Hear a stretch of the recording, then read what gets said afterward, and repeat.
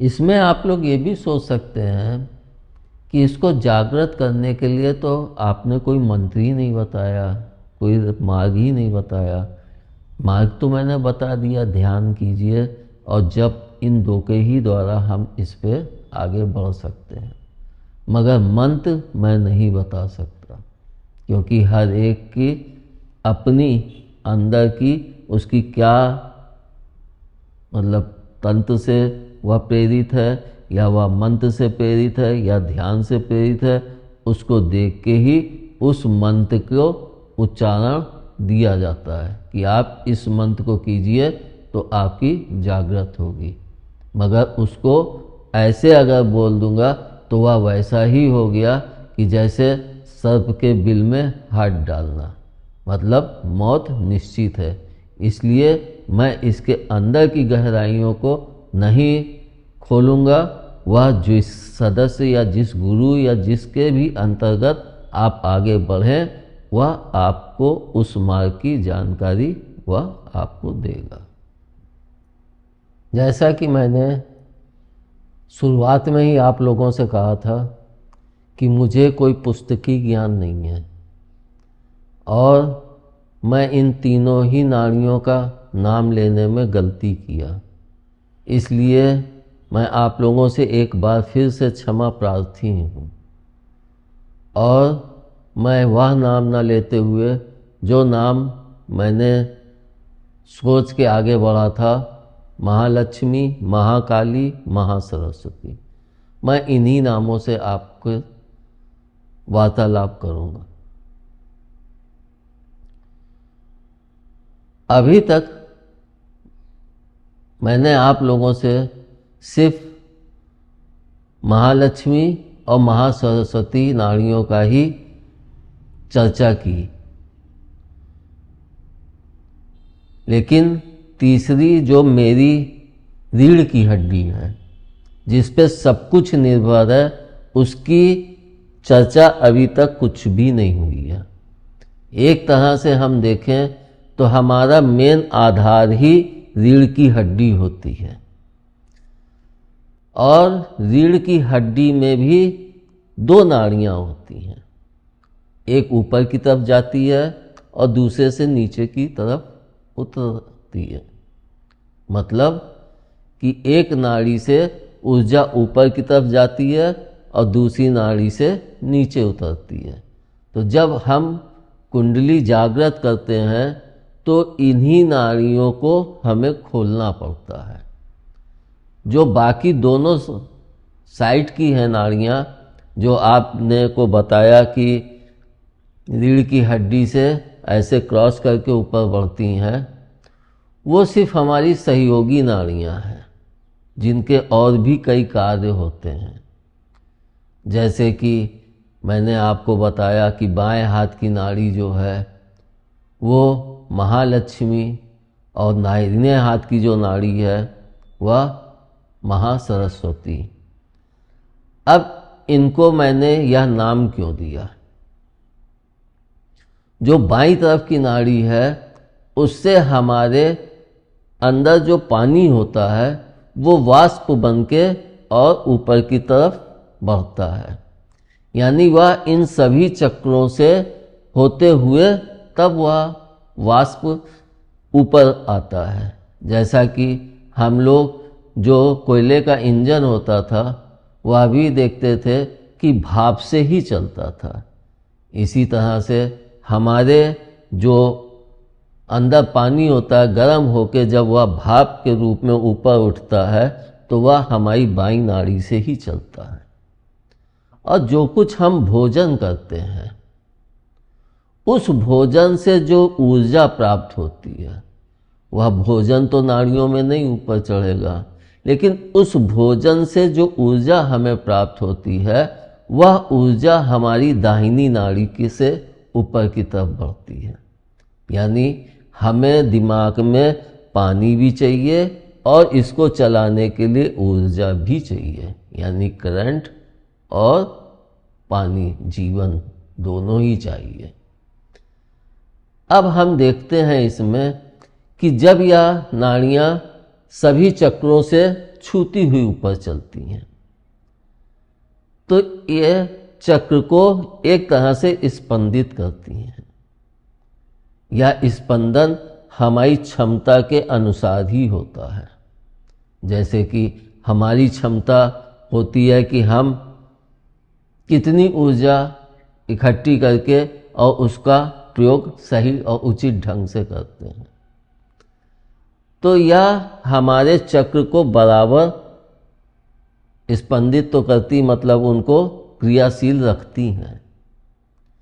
लेकिन जब उसमें हमें कुंडलनी जागृत करनी होती है तो हमें और अत्यधिक ऊर्जा की आवश्यकता होती है, जो इन नाड़ियों से पूरी नहीं हो सकती। एक तरह से हम देखें तो यह दोनों ही नाड़ियाँ ऊर्जा और भाप, इन दोनों से हमारे चक्र का चलायमान रहते हैं चक्र। हम इसको ऐसे भी देख सकते हैं, जैसे हम लोग देखते हैं कि पंखा लगा देते हैं और हवा के झोंके से वो पंखा चलता है, उसके द्वारा वे पानी या बिजली का उत्पादन, जो भी जिस लिए भी उस पंखे को लगाया है, वो उससे उत्पादित करते हैं। पानी होता है कि पंखा घूमता है, उससे पानी ऊपर चढ़ता है। उसी तरह से हमारे इन दोनों नाड़ियों से ऊर्जा और भाप दोनों ही हमारे प्रत्येक चक्रों को चलाते रहते हैं, मतलब चलायमान रखते हैं। अब हम देखें तो जैसे कि हम कहते हैं कि हमारे आधार चक्र में कुंडलनी, मतलब कुंडली मारे हुए हमारी शक्ति वहाँ पे विराजित होती है। वह शक्ति ही हमें जप के द्वारा उसको तीव्र गति देनी पड़ती है, यानी उसमें एक तीव्र ऊर्जा प्रेषित करनी पड़ती। वह शक्ति फिर ऊपर बाईं तरफ से चढ़ती है, और जब वह बाईं तरफ से चढ़ती है तो बाईं तरफ से वह सब कुछ खोलते हुए ऊपर जाती है, और फिर वह दाहिनी तरफ से नीचे उतरती है, यानी वह एक सर्कल पूरा करती है। लेकिन इसमें बीच में रुकावटें होती हैं, यानी हम अगर देखें तो हमारी जो रीढ़ की हड्डी होती है उसमें ब्लॉक होते हैं, जैसे ब्लॉक टाइप के ऐसे फंसे होते हैं। तो हम जिस चक्र तक जागृत करते हैं उस चक्र तक हमारी ऊर्जा जो होती है वह रीढ़ की हड्डी में ऊपर की तरफ बढ़ती है, मगर उससे ऊपर वह ऊर्जा नहीं बढ़ पाती है, बल्कि वह खांचे नुमा रीढ़ की हड्डी होने के कारण वह वहाँ से इधर होते हुए वापस नीचे चली आती है। इसको हम ऐसे भी देख सकते हैं कि हम देखते हैं जो सर्प होता है वह कुंडली मार के जब बैठता है तो ऐसा नहीं कि वह हर समय बैठा ही रहता है, उसको भी आराम करने के लिए अपने आपन को नीचे करके शांति से बैठना पड़ता है। इसी तरह से हमारी जो ऊर्जा, यानी जो भी शक्ति, जितनी भी पावर है, उसके अनुसार हम अपनी कुंडलनी को जितनी ऊंचे तक भेज सकते हैं वहाँ तक का वह मार्ग साफ कर देती है, ताकि वह ऊर्जा वहाँ तक प्रेषित होती रहे। और जब हम उसको और अधिक चलायमान करते हैं, मतलब और तीव्र ऊर्जा उत्पादित करते हैं, तब वह ऊपर की तरफ बढ़ती है और तब वह यहाँ तक पहुँच पाती है, जो अत्यंत ही दुर्लभ कार्य है। इसको हम यूँ भी देख सकते हैं कि हमारे चक्रों को बाकी दोनों नाड़ियाँ तो चलायमान करती रहती हैं, मगर जब हमारे ये नाड़ियाँ खुल जाती हैं और वह उन चक्रों को शक्ति प्रदान करती हैं, तो वह चक्र अधिक तेज गति से गतिमान हो जाते हैं। जब वे अधिक तेज गति से गतिमान होते हैं तब हमारी ऊर्जा ऊपर को चढ़ती है। जब हम अपनी ऊर्जा को ऊपर की तरफ चढ़ाते हैं तो कुंडलनी जागृत होने का मतलब क्या होता है? एक तरह से हम देखें तो हमें दृश्य से, मतलब जो हम प्रत्यक्ष देखते हैं, उससे हम अप्रत्यक्ष की यात्रा करते हैं। मतलब जो हम लोग नहीं देखते हैं, हमारी इन आँखों से वह दृश्य नहीं दिखते हैं, मगर जब हमारी कुंडलनी जागृत हो जाती है तो हम उन दृश्यों को भी देख सकते हैं और एक छाया के रूप में कहीं पे भी आ जा सकते हैं। और जब वह इतनी शक्तिशाली हो जाती है तो फिर हम छाया से ही अपनी तमाम कार्यों को करवा सकते हैं। जब हम प्रत्यक्ष से अप्रत्यक्ष में होते हैं तो वहाँ पे जो हमारी मेन रुकावट होती है, उस रुकावट को तोड़ने में हमारी पहली मौत होती है। इसीलिए मैं कहता हूँ कि अगर कोई सक्षम गुरु नहीं है जो हमें अप्रत्यक्ष में भी मार्गदर्शन कर सके, तो हम उस यात्रा को सफलतापूर्वक पूरी नहीं कर सकते। तो पहली मौत वहाँ पे होती है। इसके पश्चात जब हम ऊपर बढ़ के उस अप्रत्यक्ष की यात्रा को संपूर्ण कर लेते हैं और हम यह ज्ञात कर हो जाता है कि हम सर्वप्रथम किस रूप में जन्म लिए थे, क्या किए थे, इसके पश्चात इस जन्म में हमें क्या करना है। जब हमें इन सब बातों का ज्ञान हो जाता है तो फिर से हमें वापस नीचे आना पड़ता है। इसी को कुंडलनी अवतरण कहते हैं। यानी पहले हम ऊपर चढ़े, कुंडलनी को जागृत करें, फिर हम नीचे उतरे, यानी कुंडलनी अवतरित करें, मतलब अवतरण की वापस नीचे आए। ऊपर चढ़ने का मतलब आप सोचते होंगे कि हमारी कुंडलनी ऊपर चढ़ गई। हमारी जो कुंडलनी, जो हमारी शक्ति है, वो हमारे उस मार्ग को साफ करती है और तब हमारी आत्मा जो होती है उस मार्ग से ऊपर, यानी हमारे परम पिता के अंश, महाअंश तक पहुंचती है। तब हमारी आत्मा उन सब चीज़ों को जान पाती है और जो हमारी शक्ति है वो और मजबूत होती और सहयोगी रूप में हो जाती है। यह भी ठीक उसी तरह से है कि अगर हम इसको एक उदाहरण के द्वारा देखें तो गंगा जी भी इस पृथ्वी से ही ब्रह्मलोक गई थी और फिर ब्रह्मलोक से जब उनका अवतरण हुआ तो वह शिव जी की जटाओं में हुआ। यानी जब वे उतनी सशक्त हो गई तो संसार की भलाई करने के लिए उन्हें वापस इस धरती पे आना पड़ा। इसी तरह से जब हमारी आत्मा परम पिता से, परमात्मा से उसका मिलन हो जाता है तो फिर हमें नीचे आना पड़ता है इस संसार की भलाई के लिए, इस संसार को एक सही और सन्मार्ग दिखाने के लिए। तब हमें नीचे आने में फिर दूसरी मौत होती है, क्योंकि अब हम अप्रत्यक्ष से प्रत्यक्ष में आ रहे हैं।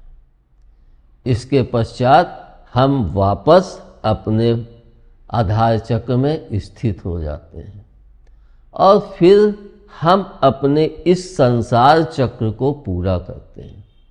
यानी कोई भी इंसान इस संसार में अपने चक्र को पूरा किए बिना इस संसार से रुखसत हो ही नहीं सकता है। उसको अपने चक्र को पूरा करना ही पड़ेगा। आप कुंडली जागृत करके परम पिता को भी जान गए हैं, उनसे आप सम्मुख पहुंच भी चुके हैं, तब भी आपको आके इस संसार के चक्र को पूरा ही करना पड़ेगा। तो हम यह देखते हैं कि जहाँ ऊपर चढ़ने में भी मौत होती है और वापस आने में भी मौत होती है।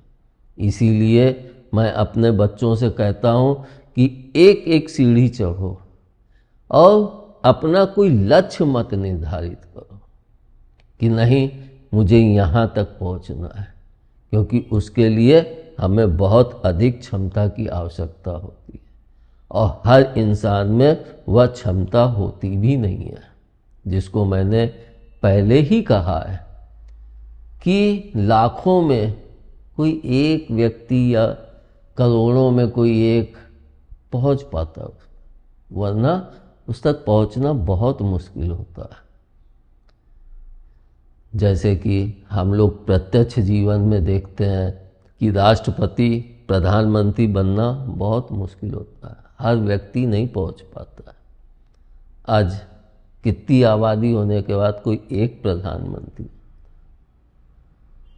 उसी तरह से उस स्थान पे भी पहुंचने के लिए, क्योंकि वह सर्वोच्च स्थान है जहाँ पे हम परमपिता को, उस प्रकाश स्वरूप को अच्छे से समझ पाते हैं और जान पाते हैं, लेकिन पहुंचना बहुत ही दुर्लभ है। इसलिए जहाँ तक आपकी क्षमता हो वहीं तक पहुँचें, और थोड़ा ऊंचाई तक तो आप ऐसे ही जैसे पारिवारिक जीवन में जी रहे हैं, परिवार चला रहे हैं, शांति से हमारा खर्चा चले, हम अच्छे से काम करें, तो आप जप के द्वारा 2-3 चक्र तक तो आराम से ऐसे ही जा सकते हैं, मगर उससे अधिक की लालसा मत रखिएगा।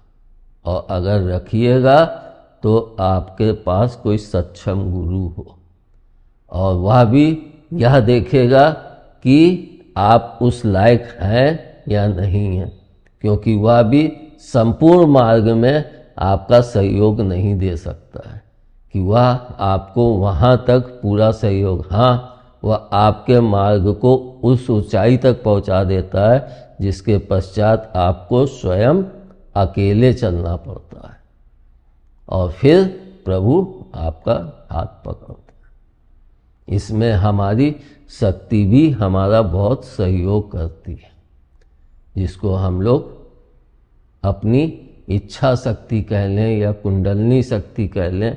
हमारे में भिन्न भिन्न प्रकार की बहुत सी शक्तियाँ होती हैं, लेकिन हम उनका कितना सदुपयोग कर सकते हैं यह हमारे ऊपर होता है।